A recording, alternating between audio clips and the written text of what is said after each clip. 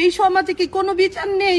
কিচ্ছু নেই। আজকে এই দেশে আমরা থেকে প্রবাসে থেকে এসে সারা জীবনের কষ্টের অর্জিত টাকা যদি মানুষ এরকম নিয়ে যায়, আমরা কোথায় থাকবো, কোথায় যাব?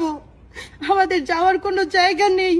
আমি চাই প্রতিটা প্রবাসী আমাদের সাথে থাকবে, আমাদের এই বিচারের আমাকে সহযোগিতা করবেন আপনারা সবাই। আমার হাজবেন্ড প্রবাসী, 32 বছর ধরে সে প্রবাসে থাকে। আমি 15 বছর ধরে প্রবাসী ছিলাম। আমার স্বামীর এই পৈতৃক সম্পত্তি, আমার ছেলে মেয়ে নিয়ে আমি এখানে থাকতে পারি না। আমার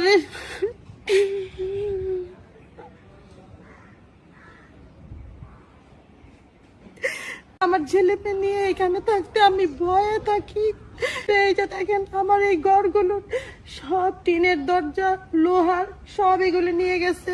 রাইজার, চুলা, এই যে টয়লেট সব ভাঙা নিয়ে গেছে। কল মোটর কোনো একটা কিচ্ছু রাখেনি, আমাদের কিচ্ছু রাখেনি। আমার জামাই 32 বছরের কামাই রোজগার সব এখানে ছিল, আজকে সব শেষ। আমি নিঃস্ব, তারা আমাকে নিঃস্ব করে দিয়েছে।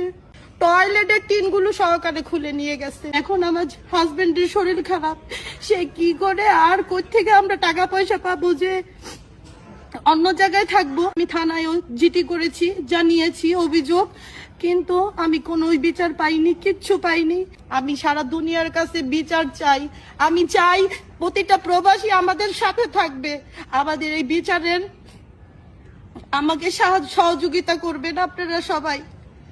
আমার বাচ্চা কাচ্চারা কি হইব ভবিষ্যৎ, আমি এই চিন্তায় এখন আমি ঘুরি একা একা।